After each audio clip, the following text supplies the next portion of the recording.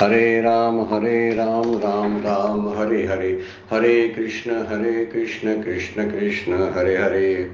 ब्रह्मानंदं परमसुखदं केवलं ज्ञानमूर्तिं द्वन्द्वातीतं गगनसदृशं तत्त्वमस्यादिलक्ष्यम् एकं नित्यं विमलं वचलं सर्वधी साक्ष्यभूतं भावातीतं त्रिगुणरहितं सद्गुरुं तं नमामि।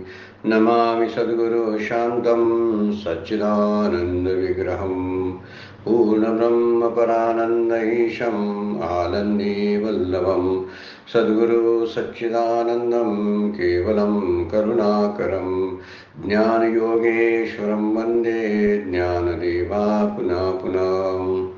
अलंकापुरी पुण्यभूमि पवित्र तिथे नांदतो ज्ञानराजा सुपात्र तया आठवीता महापुण्य राशी। नमस्कार माझा सद्गुरु ज्ञानेश्वराशी।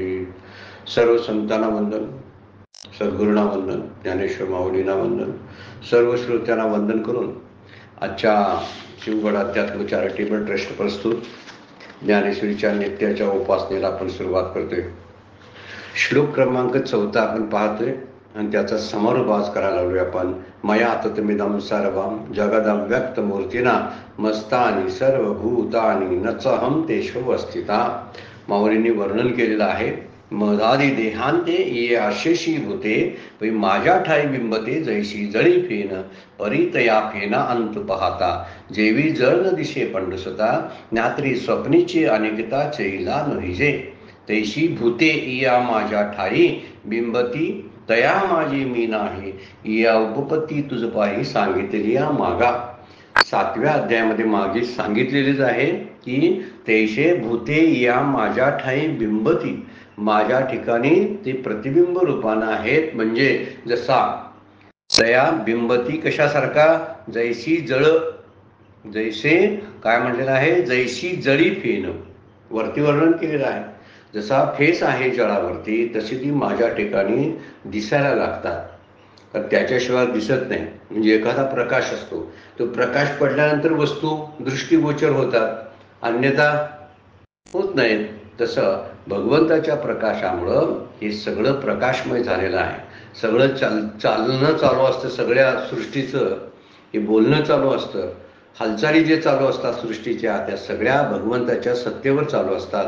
आणि हे सांगण्यासाठी मी माझ्यामध्ये ती नसतात म्हणून सांगतात। कारण ह्याच्यामध्ये पाण्यामध्ये फेस नसतो किंवा जागृतीमध्ये स्वप्न नसतं। काय अन्वय व्यतिरिकाचा विचार करून मागच्या काही ओव्यामधून माऊलींनी स्पष्टीकरण दिलेलं आहे। आणि शेवट करताना, या श्लोकाचा शेवट करताना म्हणतात की हे सगळं जे आहे ते तुला मी मागच्या वेळा सांगितलेलं आहे, ते म्हणून बोलली या बोलाचा अतिसो। अतिसो म्हणजे अतिविस्तार करू नये, एकदा बोललेलं असते ते पुन्हा पुन्हा सांगू नये। हळूहळू माऊली काही टॉन्ट पण आपल्याला मारत असतात ना, काही माणसं एक एक गोष्ट पुन्हा पुन्हा सांगत असतात। माऊली स्वतःच म्हणतात मी तुला जास्त वेळा सांगायला लागलोय, कशाला सांगायचं। 7व्या अध्यायामध्ये सांगितले ना, का 7व्या अध्यायामध्ये नत्वहम तेषु ते मयी, म्हणजे त्यांच्या ठिकाणी मी जरी असलो तर माझ्या ठिकाणी ते नाही, जे तुला अगोदरच सांगितलेलं आहे। आता पुन्हा पुन्हा त्याचा विस्तार कशाला करू। बोलेली या बोलाचा अतिशय, जे बोलणं झालेलं असते तेच बोलणं, म्हणजे त्याचा अतिविस्तार करणं आहे। न कीजे या लागीही असो, आता काय करत नाही, असू देते आता। कारण फक्त तू काय कर, परी मज आत पैसो दिठी तुझी, परंतु तुझी दृष्टी माझ्या स्वरूपात प्रवेश करू दे। हा फार महत्वाचा संदेश त्यामध्ये दिलेला आहे। बाकी घडामोडीत काहीही घडू देत, भगवंत आहे ही श्रद्धा ठेवून माणसानं जगावं, माणसानं बोलावं, माणसानं वागावं। आणि हा भगवंत सगळ्या भूतमात्राच्या ठिकाणी आहे। जे जे भेटे भूत ते ते मानिजे भगवंत, हे सांगण्याचा उद्देश आहे। माझ्या स्वरूपामध्ये माझ्या ठिकाणी दृष्टी ठेव या शब्दाचा अर्थ आहे सर्वत्र मीच आहे अशी कल्पना करून त्यांच्याशी व्यवहार करतो, म्हणजे तुझे व्यवहार चुकणार नाही। आणि कर्तव्य केल्यामुळं त्या कर्तव्यातून काहीतरी मिळवावं अशी तुझी इच्छा राहणार नाही। कारण सगळीकडेच भगवंत आहे, सगळ्या वस्तूमध्ये आहे, चराने आचारामध्ये आहे। त्यामुळं सगळीकडे जर तू दृष्टी जशी प्रवेश केली तुझ्या दृष्टीनं, तुझी दृष्टी माझ्या स्वरूपामध्ये जर काय झाली, लिप्त झाली, प्रवेश करू झाली, तर तुझ्यासाठी या सगळ्या तत्वज्ञानाचा विचार करायची काही गरजच नाही. म्हणजे सटवीची राती जेवी न विसंबे वाती, माऊलींची जुळ आहे. सटवीच्या 5वी दिवशी, बाळाच्या 5वी दिवशी वात लावून ठेवलेली असते स्त्रिया, ठेवायच्या पूर्वीच्या. सगळं पूर्वीचं म्हणावं लागते. ते पूर्वीचं पुन्हा केव्हा येतंय काय माहिती नाही, कारण पूर्वीचं सुख अजून अनुभवता येणं झालंय आपल्याला, इतक्या सगळ्या सुखसुयी असताना सुद्धा. तर पूर्वी 5वीच्या दिवशी बाळाच्या एक वात लावून ठेवायची आणि रात्रभर त्या बायका घरातल्या ती विजू नये म्हणून प्रयत्नशील असायच्या. का? ती 6वीची रात्र आहे अशी मानली जाते. त्या दिवशी येऊन 6वी म्हणे त्या बाळाचं भाग्य लिहून जाते. मग भाग्य लिहायला उजेड पाहिजे ना, अंधारात कसं भाग्य लिहिल? म्हणून कायम कायम एकसारखं डोळ्यात तेल घालून ती बघत असतात बायका त्यातल्या, की अजिबात वात विजता कामा नये. 6वीची या राती जेवी न विसंबे वाती, म्हणजे वात विजू देत नाही. तैसा ईश्वर निर्वाह चित्ती होणे सदा, माऊली म्हणतात.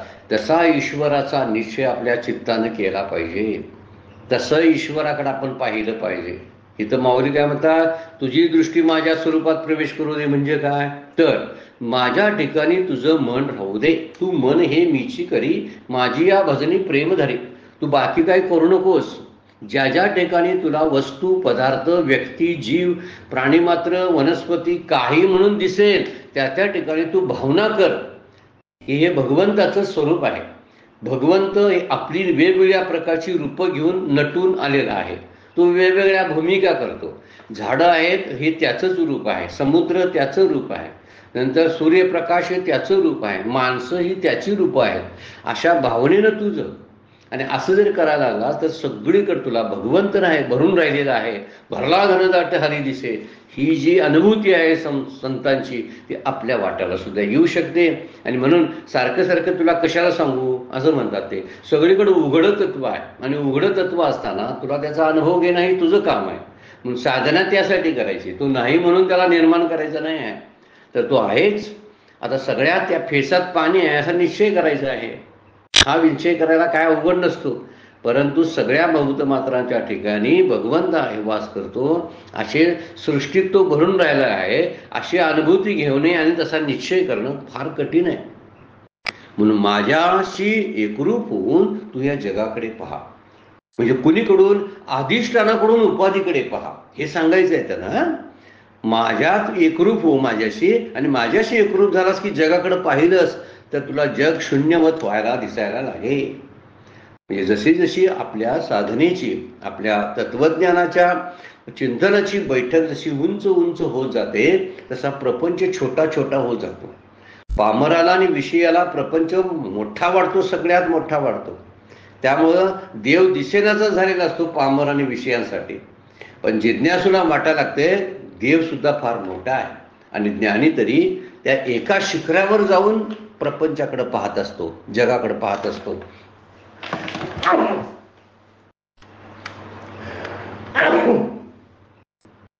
देवाला पाहायचं असेल तर तुकोबा म्हणतात, देव पाहो देव पाहो उंची ठाया उभा राहू. उंच ठिकाणी जावं लागतं. म्हणजे आपल्या साधनेची, तत्वचिंतनाची बैठक वरच्या पट्टीत न्यावी लागते. त्यावेळी आपल्याला जगाची किंमत कमी वाटायला लागते. जग कमी किंमत या शब्दाचा अर्थ आहे जग मिथ्या आहे असं समजणं. त्याच्यातल्या घडामोडी, त्याच्यातली परिवर्तन आणि बदल जे असतात ते कधीच सत्य मानायचे नाहीत. माणसं बदलतात, सृष्टी बदलते, सृष्टीच वेगवेगळा आकार घेते, मग माणसं पण बदलणार आहे. काल माणूस जो बोलत होता तो आज वेगळंच बोलत असतो. काल जो मला काहीतरी सांगणार होता तो आज वेगळंच बोलत असतो. आपण म्हणतो त्यानं मला फसवलं वगैरे वगैरे काही नाही. हे मिथ्यात्व जगदा दिलं ना तर फसवणं गृहीत धरलं जातं. लक्षात घ्या, परिवर्तन गृहीत धरला जातो. परिवर्तन हा सृष्टीचा नियम आहे असा निश्चय आतमध्ये करावा लागतो. हे बदलले बदलणारच आहे असं अगोदर आपण ठरवलं पाहिजे. त्यामुळं आपलीच बघण्याची दृष्टी विकसित केली पाहिजे. तुझी दृष्टी माझ्या स्वरूपामध्ये प्रवेश कर. म्हणजे भगवंताच्या ठिकाणी जे जे भव्य आहे, व्यापक आहे, दिव्य आहे त्या त्या ठिकाणी तुझी दृष्टी गेली पाहिजे. मग भगवंत इतकं व्यापक आणि दिव्य आणि महान दुसरी गोष्ट तत्वच नाही जगामध्ये. म्हणून जगाकडे जर आपण बघत बसलो तर भगवंत छोटा दिसतो आणि भगवंताकडून जगाकडे बघायला लागलो तर जग छोटं दिसतं. म्हणून अधिष्ठानाकडून उपाधीकडे प्रवास करणारे ज्ञानी लोक असतात. आम्हाला कधी कधी उपाधीकडून जातो आपण, पण अधिष्ठानाकडे प्रवास असला पाहिजे आपल्याला. संतांनी सगळ्यात तीच माहिती सांगितलेली आहे. हे नाम घ्या, ध्यान करा, भजन करा, याचं चिंतन करा, अभ्यास करा शास्त्राचा. हे सगळं कशासाठी आहे? ह्या उपाध्याच आहे, त्या उपाध्या कळल्या पाहिजे आणि उपाधीचा त्याग करायला मग सोपं जातं. एकदा खोटं हे खरं वाटत होतं, ते नंतर खरंच खोटं आहे असं कळलं तर मग खऱ्याच्या प्राप्तीचा फारसा विचार करावा लागत नाही ना. हा एक मुद्दा आहे. आणि एकदा खऱ्यालाच पकडलं तर उरलेलं सगळं खोटं आहे असा निश्चयही करता येतो.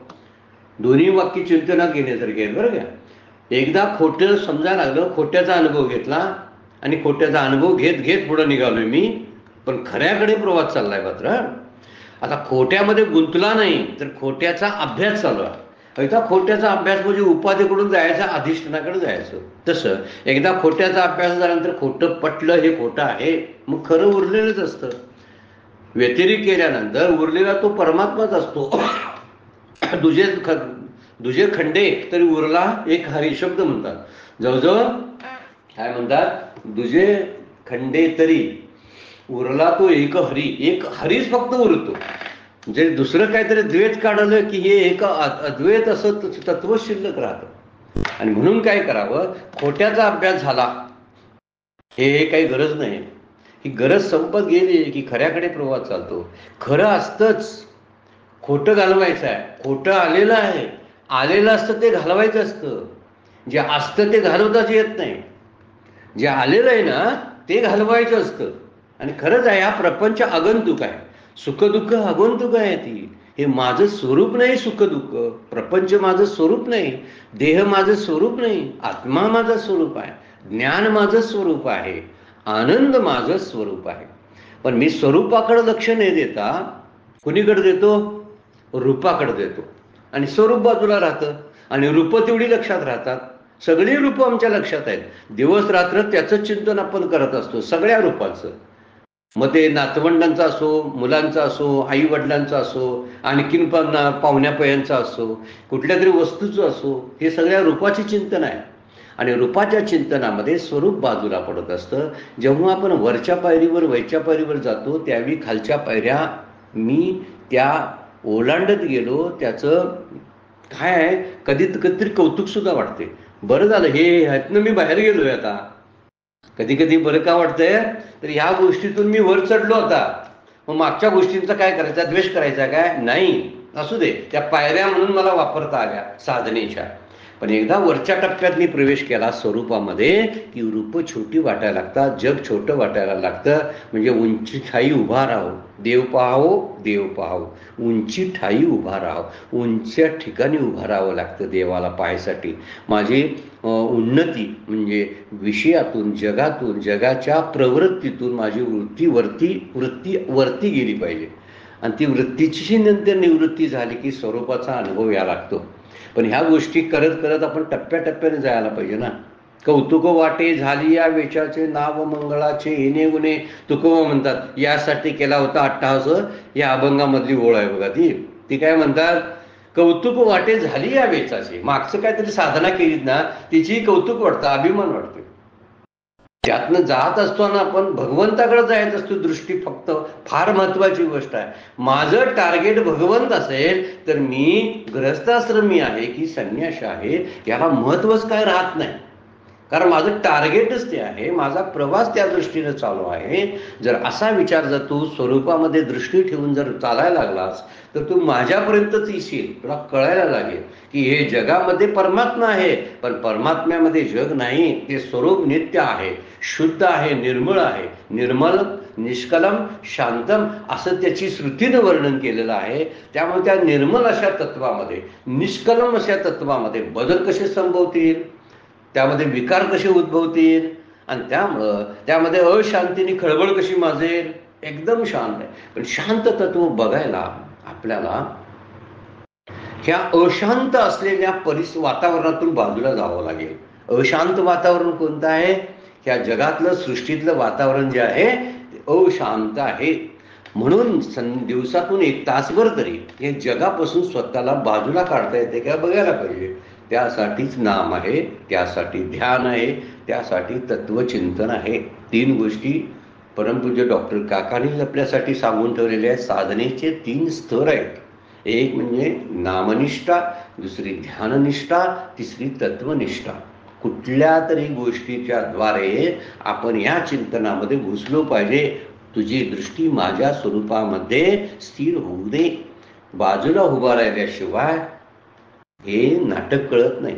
नाटकात जे पात्र भूमिका वटवत असतं ते त्या भूमिकेशी समरस झालेलं असतं. त्यामुळे माझा अभिनय कसा आहे त्याला कळत नाही, पण जे प्रेक्षक बसलेले असतात ना त्यांना कळत असते हे नाटक आहे, या नाटकामध्ये या भूमिका चालू आहेत, याचा अभिनय असं आहे का. बाजूला बसून बघायला लागलं ना, हे बाजूला बसून पाहणं याला म्हणतात साक्षी भाव वेदांताच्या भाषेमध्ये. सुख आणि दुःख ज्यावेळी येतात त्यावेळी त्यांच्या अनुभवात आपण घुसायचं नाही, तर त्या सुख दुःखाच्या बाजूला राहून देह ती सुख दुःख अनुभवत आहे असं लांबून बघायचं. आणि हे साधायला हे चिंतन फार उपयोगाचं पडतं. ज्ञानेश्वरीचा अभ्यास खूप उपयोगाचा पडतो. सगळं संतांची वचनं आहेत, आचार्यांची वचनं आहेत, उपनिषदांचं तत्वज्ञान आहे. हे चिंतनासाठी आपल्याला ह्याला उपयोग पडतं. म्हणजे समुद्राच्या काठावर बसून समुद्र आणि लाट जी असते वेगवेगळी दिसत असते. एक लाट वेगळी आणि एक समुद्र वेगळा असं दिसत असतं. पण समुद्रात उतरला एखादा, जर लाटेशी खेळायला लागला तर लाट आणि समुद्र यामध्ये त्याला काय भेद दिसेल काय सांगा बघू. केव्हा? जेव्हा तो समुद्रातच उतरतो, तेव्हा जेव्हा तो स्वरूपाशी परमात्म्याशी एकरूप होतो तेव्हा त्याला जग आणि परमात्मा ह्या 2 गोष्टी दिसत नाहीत. अगदी सहजपणाने त्याचे व्यवहार सुरू होतात, अगदी सहजता. जसे काही काय काय उभयचर प्राणी असतात बघा, ते पाण्यामध्ये राहतात आणि जमिनीमध्ये राहतात. रामकृष्ण परमहंस एक सुंदर दृष्टांत देतात बघा त्याबद्दलचा. आपल्याला जगाप्रमाणे वाटतं आणि परमात्मा तो वेगळा. आणि माझं भक्तीचे स्तर काय होतं माहिती आहे की माझी साधना जी आहे ती तासभर केलं की मी परमात्म्याची भक्ती केली आणि त्यानंतर मी आता जगात उतरणार आहे असं करायला लागतो आपण. आणि त्यामुळं भक्तीचा एक काळ ठरतो आणि तेवढ्यापुरतीच होती ही. त्याला आपण बागडणं म्हणतो, इकडं तिकडं नुसतं. त्याला काय अर्थ राहत नाही, यांत्रिकता प्राप्त होते, बाकी काही होत नाही. पण त्यासाठी काय करायला पाहिजे, एकरूप व्हायला पाहिजे. व्यवहारात करताना सुद्धा काय म्हणलेलं आहे, देखोनी न देखे प्रपंच हा दृष्टी, जैसा स्वप्नाची या सृष्टी चेलिया जीवी. तुकोबांचा अभंग आहे. जाणूनी नेनते करी माझे मन, तुझी प्रेम खून देऊन या. भगवंताची प्रेम खून सापडल्याशिवाय ते जाणण्यातनं नेण्यात प्रवेश करता येत नाही. म्हणून रामकृष्ण परमहंसांचा एक दृष्टांत आपण बघा म्हणत होतो की रामकृष्ण परमहंस म्हणतात एक पावसाळ्याच्या सुरुवातीला इकडं आपल्याकडे सुद्धा या पश्चिम महाराष्ट्रामध्ये आपल्याला बघायला मिळते. ती लहान लहान अशी पिलं, शेपटी असणारी पिलं त्या डबक्यात तयार होत असतात मृग नक्षत्राच्या कालावधीमध्ये आणि ती वळवळत असतात. आता ती कुठं निर्मिती होती, कशी होती ती काय असेल ती, पण ती वळवळणारी पिलं जी असतात त्याला एक वेगळ्या भाषेत इथं काहीतरी बोललं जातं, असं काहीतरी इचवांड वगैरे काहीतरी म्हटलं जातं त्यांना. ही अशी असतात, बारीक बारीक बारीक वळवळणारी असतात. आणि वळवळणारी पिल्ली जी आहेत त्यांना जर पाण्यातून बाहेर काढलं तर ती माशासारखी असतात, जगू शकत नाहीत. त्यांना शेपटी असते लांबच्या लांब, ती जगू शकत नाही, ते पाण्यातच राहतात. पण काही दिवसानंतर त्या पाण्यात राहून राहून राहून राहून त्यांची शेपटी झडत झडत जाते आणि त्याचा बेडूक बनतो. ही प्रक्रिया आपल्यालाही बघण्यासारखी आहे बरं का. रामकृष्ण परमहंसांनी दृष्टांत दिला, त्यांचं ऑब्झर्वेशन जबरदस्त, त्यामुळे त्यांनी बरोबर बघितलेलं आहे. निसर्ग आपल्याला खूप शिकवत असतो. निसर्गाचे प्राणी, पशु, पक्षी, झाडं, वेली खूप काही शिकवत असतात आपल्याला. आपलं ऑब्झर्वेशन कमी पडतंय, म्हणून मला परमात्म्याची दृष्टी, ज्ञानदृष्टी प्राप्त होत नाही. त्याला कारण ते आहे. तर ती वळवळणारी ती इचवण जी आहे ती नंतर नंतर शिपूट झडल्यानंतर बेडूक होतात. आणि बेडूक झाले पाण्यात पण राहतात आणि बाहेर पण राहतात. त्याला उभयचर प्राणी म्हणतात बघा. जलचर, भूचर असे शब्द आहेत त्या प्राण्यांना. जमिनीवर राहणारे भूचर, जलात राहणारे जलचर, पण दोन्हीकडे राहणारे उभयचर. दोन्हीकडे त्या चालतात. बेडूक हा त्यापैकी एक प्राणी आहे की तो दोन्हीकडे राहतो, पाण्यातही राहतो आणि जमिनीवर पण राहतो. आता हे केव्हा घडलं रामकृष्ण परमहंस म्हणतात बघा. आपल्या मुख्य गोष्टीकडे येऊया. त्याची शेपूट झडावी लागते. तशी आपली शेपूट अजून झडायची आहे. जी प्रापंचिक आसक्तीची, क्रोधादी विकाराची जी शेपूट आहे ना, ती शेपूट अहंकाराची शेपूट आहे, ती झाडायला लागते. क्रोधाची शेपूट आहे, आसक्तीची शेपूट आहे, कामाची शेपूट आहे. आणि झडली ना की हळूहळू हळू इतकी सहजता येते बेडकाला जगण्यामध्ये की तो पाण्यात टाका, पाण्यात, आणि त्याच्यात जमिनीवर ठेवा, जमिनीवर राहतो. परमार्थात आहे तर पारमार्थिकच असतो आणि व्यवहारात असताना सुद्धा पारमार्थिक राहतो. व्यवहार सांभाळून व्यवहारातही राहतो, असा तुसडेपणा ठेवत नाही. ह्या माणसांचा त्रास होतो मला, त्यामुळे माझी साधना होत नाही, असं असं काहीतरी चालू असतं. ही सहजता आपल्याला तेव्हा येते जेव्हा इथं समुद्राचं उदाहरण दिलंय. समुद्राच्या काठावर बसून समुद्रातली लाट आणि समुद्र भिन्न दिसतात, पण जो लाटेशीच खेळायला जातो आणि आंघोळीचा आनंद घेत असतो त्याच्यासाठी लाट आणि समुद्र वेगळंच नसतं. उलट लाटेचाही आनंद घेतो तो, समुद्राच्या पाण्याचाही घेतो. दोन्ही एकच आहे. त्यामुळे त्याला लाट आणि समुद्र भिन्नच दिसत नाहीत. कल्लोळ कंचुक न फेडिता उघडे उदक. चांगदेव पासष्टी आपल्याला सांगतेच. काय म्हणतात बघा, कल्लोळ कंचुक, कंचुक म्हणजे वस्त्र. जेव्हा लाटेचं वस्त्र फेडलं, पाणी फेडून देतं ना, न फेडिता उघडे उदक. नाही तरी फेडलं तरी बघा, ज्यावेळी लाटेवर जातो, लाट ही नावाची गोष्ट निघून जाते, त्यावेळी उघडं उदकच आहे, ते पाणीच आहे. काय त्याला लाट लाट म्हणतोय आपण पुन्हा? नाही, पाणीच म्हणत असतो. तेवी जगेशी सम्यक स्वरूप जो. चांगदेव 65 मध्ये 5 नंबरची उभी आहे बघा. कल्लोळ कंचुक न फेडिता उघडे उदक, तेवी जगेशी सम्यक स्वरूप जो. असा तो एकरूप झालेला असतो. त्याने इथं भगवंत म्हणतात, माझ्याशी एकरूप होऊन माझ्यातच प्रवेश कर. जसं इथं आहे, लाटाचं वस्त्र न फेडता पाणी जसं उघडच आहे, त्यापुढं ज्याचं स्वरूप जगाच्या रूपाने स्पष्ट आहे, उघड आहे. जग जरी दिसत असलं तर जगाच्या त्या ठिकाणी भगवंत उघड रूपानं दिसत असतो. ज्याला तू कल्लोळ म्हणतोस ते सगळं पाणीच आहे. आणि तसेच ज्याला तू जग समजतोस, ज्याला जग म्हणतोस ना, तो जग, ते जग म्हणजे ते विश्व म्हणजे परमात्माच आहे. जशी लाट म्हणजे पाणीच आहे, तसं जग म्हणजे परमात्माच आहे. आणि परमात्मा जग नाही, पण सर्व जग मात्र परमात्मा स्वरूप आहे. परमात्म्यात जग नाही. परमात्मा कसा आहे? निर्मलम, निष्कलम, शांतम, त्यात विकार नाही. परंतु सर्व जग मात्र परमात्मा स्वरूप आहे. हा मुद्दा लक्षात ठेवला पाहिजे आपण. जग कसं आहे? विठ्ठल रूप आहे, परमात्म रूप आहे. त्यामुळे समुद्रात स्नान करताना आपण लाटेशी खेळत असतो, तसं पाण्याशी आणि लाटेशी आपण एकरूप होत असतो. ही गोष्ट विचार करण्यासारखी आहे. समुद्रात स्नान करताना एक लाट आली, जाऊ दे, एक लाट गेली की दुसरी लाट अजून यायची आहे, अशा मधल्या काळामध्ये स्नान करावं संत सांगतात बघा. एक लाट गेली, दुसरी यायची आहे, तेवढ्यात स्नान करणं. मधली संधी ज्याला पकडता आली ना, त्याला परमात्म्याचं दर्शन आपोआप होतं.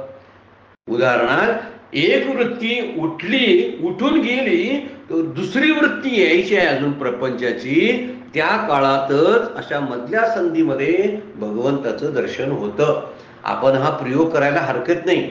ध्यानामध्ये आपण ज्यावेळी आपल्या मनामध्ये विचार येत असतात, नाम घेताना, ध्यान करताना, एक विचार आला, दुसरा विचार, एक विचार आला आणि निघून गेला, पण दुसरा विचार अजून यायचा आहे. तोपर्यंत मधला जो काही सेकंदाचा कालावधी असतो, त्या कालावधीवर स्थिर व्हावं. त्या ठिकाणीच परमात्माचं दर्शन आहे. एक श्वास घेतला आणि घेतल्यानंतर दुसरा अजून आता आपण सोडायचा आहे, तो मधला काळ घेतला, सोडला, मध्ये गॅप राहिला, गॅप असतोच. त्या गॅप मध्ये परमात्म्याचं दर्शन घेता येतं. आणि ती जर तो जो अवधी आहे, जो मधला अवधी आहे, संधी ज्याला म्हणतात, जर हा अवधी वाढवत आपण गेलो तर खोल असं प्रशांत असं ध्यान आपल्याला लागू शकतं. नाम अत्यंत व्यवस्थित होतं. फक्त मागची वृत्ती आणि पुढची वृत्ती यातला मधला जो कालावधी आहे, तो पहिल्या टप्प्यात 1-2 सेकंदाचा असेल, लगेच दुसरी वृत्ती येते बघा. आता काहीतरी माझ्या मनात आलेलं होतं, तर काही क्षणामध्ये दुसरं काहीतरी मनात येतं. मग परत मध्ये गॅप असतो, मात्र तो गॅप आपल्याला पकडता येत नाही. ज्ञानी लोकांनी तो पकडलेला असतो. त्यामुळं ते मग नंतर नंतर नंतर त्यांचा गॅप 1 मिनिटाचा, 2 मिनिटाचा, 10 मिनिटाचा, 20 मिनिटाचा चालू राहतो. पण बरेच वेळा स्वामी विवेकानंद म्हणतात, असा गॅप जरी 3 मिनिटं सांभाळता आला तर समाधी लागते.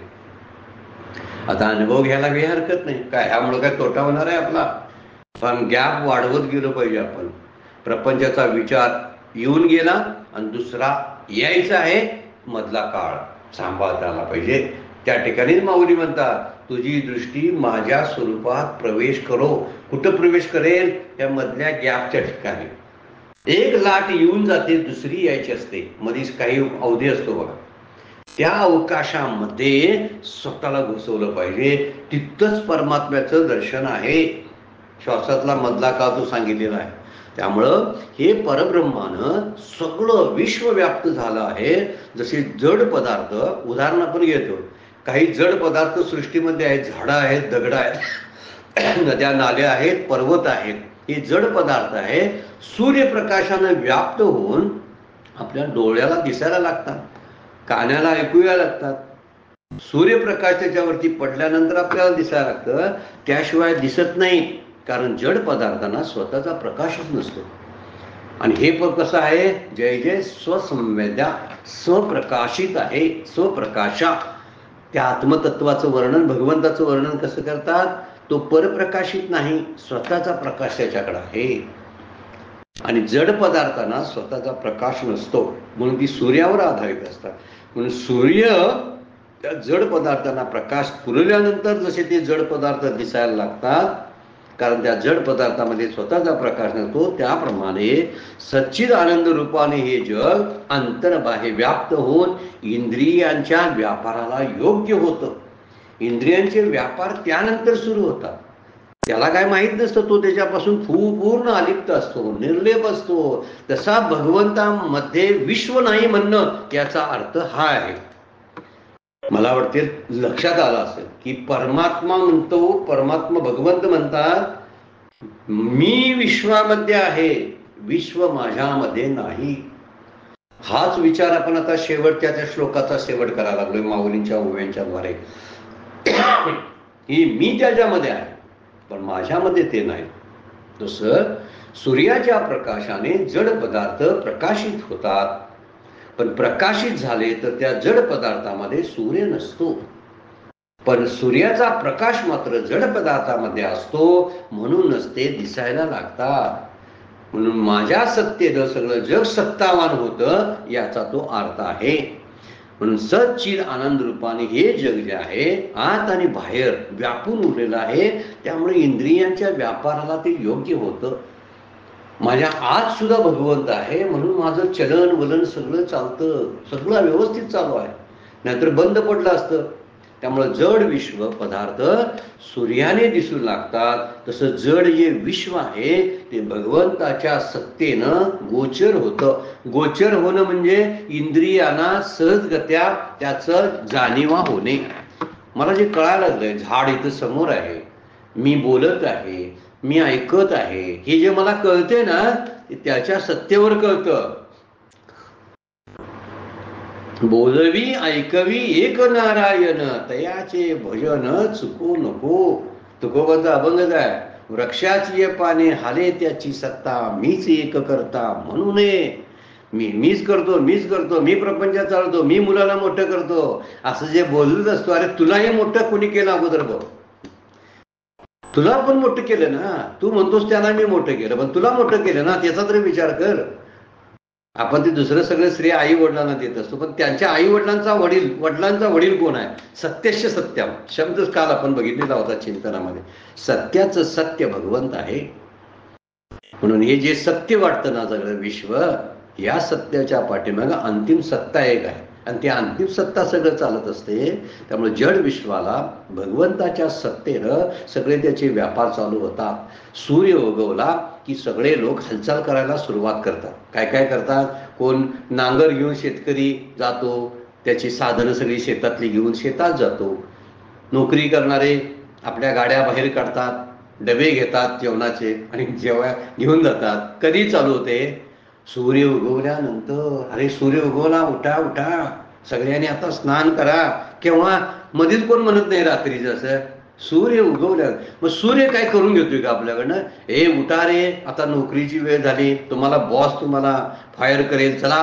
किंवा शेतकऱ्यांना म्हणतोय काय, चांगली घात आलेली आहे, तू नांगरट करून घे, पेरणी करून घे. काहीही म्हणत नाही का?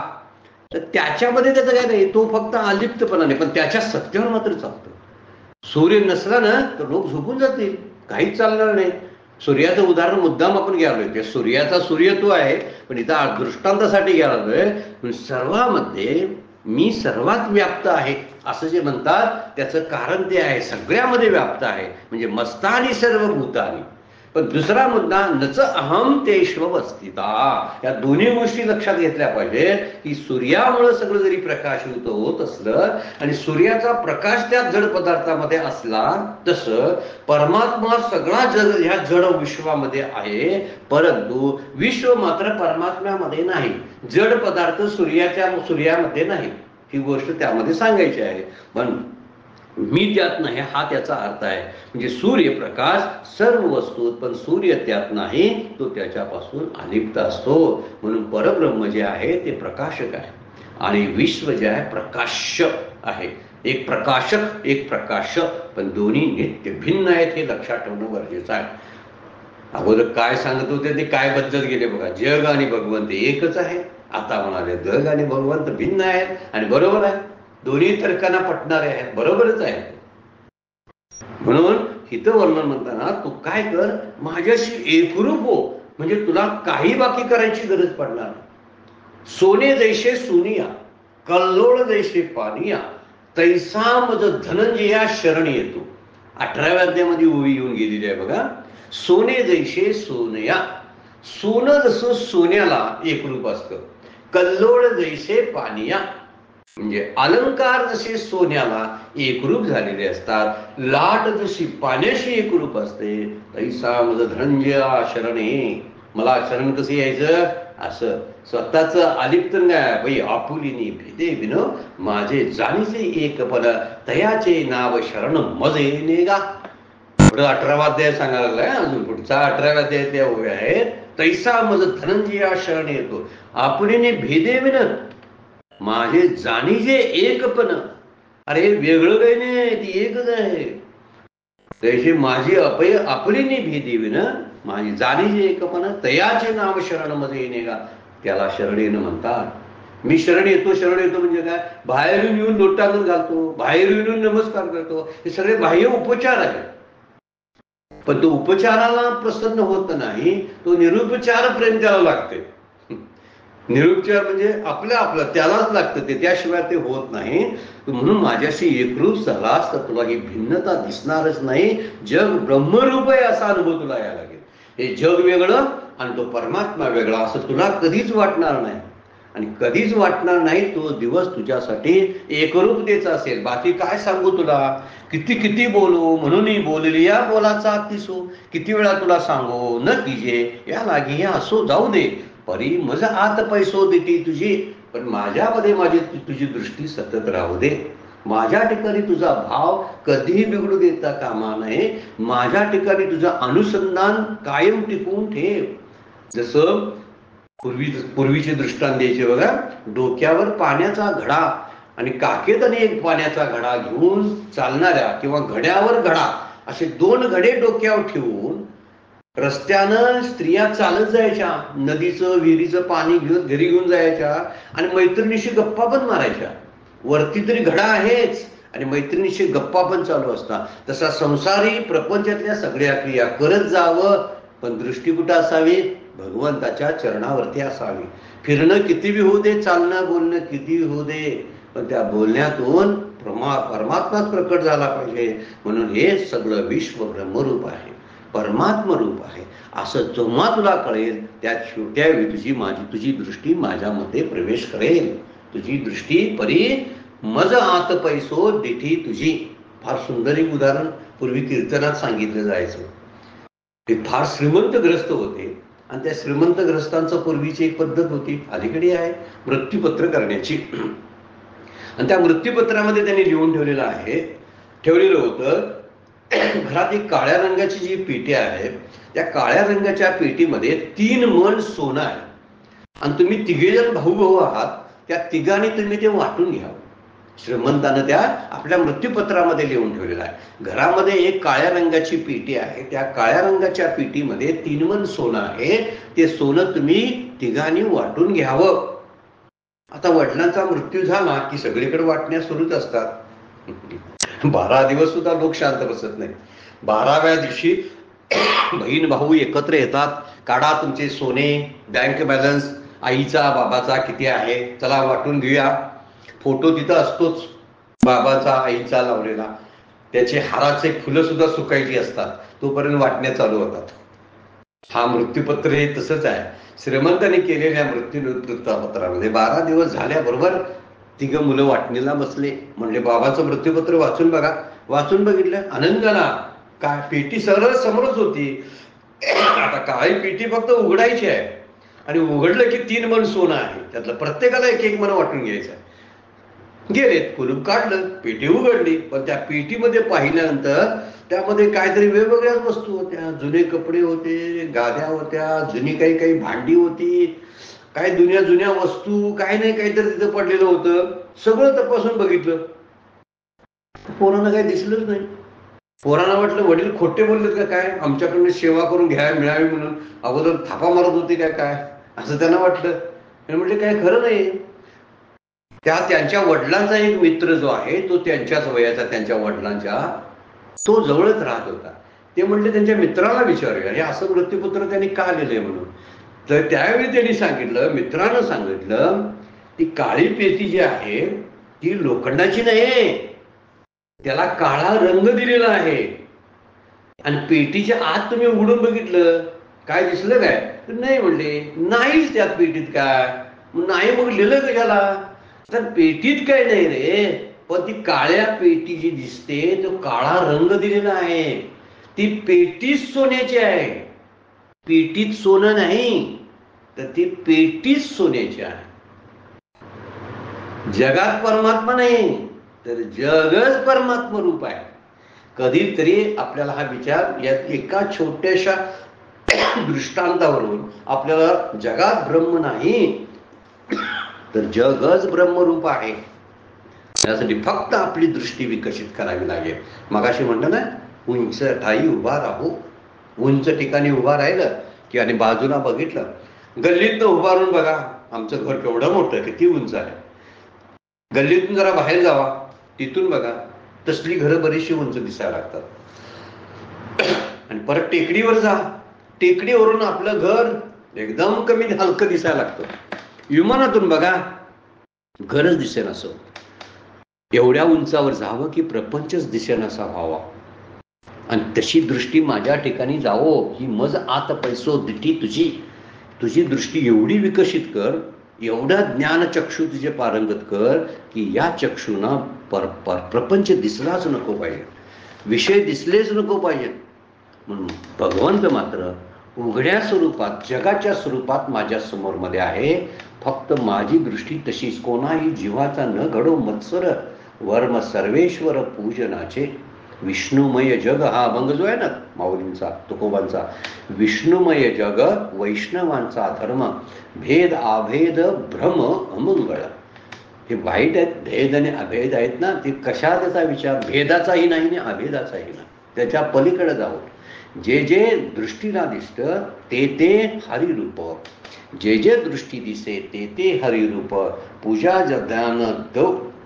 ध्यान जप त्याशी नाही. नाथांच्या हरिपाठामधला तुकडा आहे, एकनाथांचा जो हरिपाठ आहे 25 अभंगांचा, त्यातल्या एका अभंगातला एका तुकडा आहे. प्रत्यक्षात बघायला पाहिजे कुठल्या नंबरचा अभंग आहे. जे जे दृष्टी दिसे ते ते हरिरूप. ज्याला दृष्टीला सगळीकडे हरीच आणि परमात्मा दिसतो, पूजा ध्यान जप त्याशी नाही. तो कशाची पूजा करेल सांगा? विश्वच नटलेला आहे भगवंतानं, तो कशाची पूजा करेल सांगा बघू? करणारच नाही. ब्रह्मरूप झालेला आहे आणि उघडं सगळं उघडं परमात्मा आहे. असा कुठं आहे गुपित गुपित आहे, मला दिसत नाही दिसत नाही. दिसत नाही म्हणजे दृष्टी विकसित केली नाहीस तू. तुझी दृष्टी प्रापंचिक आहे. जसा एखादा काहीतरी व्यापार करणाऱ्यांची व्यापारी दृष्टी असते, एखादा शिक्षक असतो शिक्षकी दृष्टीने पाहत असतो, एखादा वकील एखाद्या व्यक्तीकडे बघताना वकिली दृष्टीने पाहतो, डॉक्टर दृष्टीने पाहतो. तसा विषय असतो, तो विषयाच्या लालसेनच प्रपंचाकडे पाहतो, परमात्म्याकडे पाहतो. त्यामुळं विषय काय होतो तर या विषयाला काय होतो, ह्या विषयच आपल्यासाठी भोग वस्तू होते. आणि संतांच्या दृष्टीने विषय तो त्यांचा झाला नारायण, म्हणजे सगळं जगच नारायण होतं त्यांच्या दृष्टीने. मुक्ताबाई म्हणतात, काय त्यांचा सुंदर अभंग आहे, उघडं जग आहे, या उघड्या परमात्म्याची दृष्टी आपल्यापर्यंत आम्ही दृष्टी तशी प्राप्त करून घेतली नाही. त्यामुळं असल्या उघड्या जगामध्ये सुद्धा आपल्याला परमात्मा दिसत नाही. ब्रह्म दिशे उघडे जगामध्ये, ब्रह्म दिशे उघडे.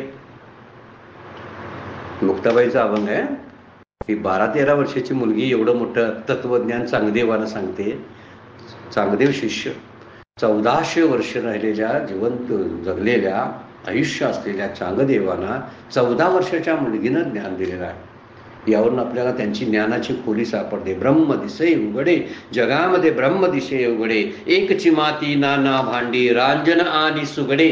रांजन आणि सुगडे म्हणजे गाडगी मडकी, रांजन होईल गाडगी मडकी, माती एकच, नाना भांडी, जगामध्ये सगळं नानात्व दिसतं. एकची सूत नाना कपडे, धोतर आणि लुगडे, जगामध्ये ब्रह्मदिशे उघडे.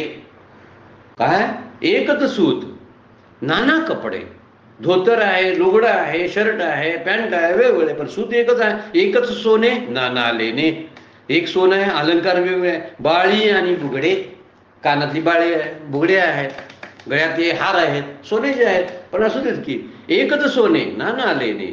म्हणे मुक्ताबाई ऐक चांग देवा, खरे आणि रोकडे, जगामध्ये ब्रह्मदिशे उघडे, खरे आणि रोकडे.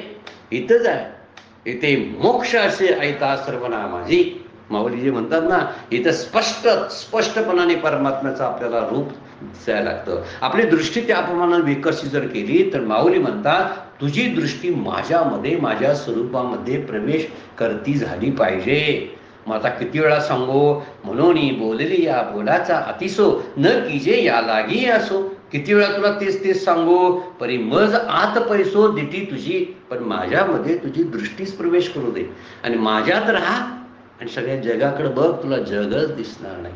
आपण ही अनुभूती घ्यायला प्रयोग करायला हरकत नाही की लाट आणि एक लाट गेली आणि दुसरी यायची आहे, मधला सांभाळला पाहिजे पिरियड्स आपल्याला. तो मधले जे काही ते फ्रॅक्शन्स असतात ते सांभाळले तर निश्चितपणे आपल्याला त्या परमात्म्याचं दर्शन होईल असं माऊली बोलतात. वेळ संपलेली आहे. आजची सेवा सद्गुरूंच्या चरणी, भगवान ज्ञानेश्वरांच्या चरणी अर्पण करून विराम घेऊया. पुंडलिक वरदा हरी विठ्ठल, श्री ज्ञानदेव तुकाराम, श्री पंढरीनाथ महाराज की जय. विठ्ठल विठ्ठल जय हरी विठ्ठल.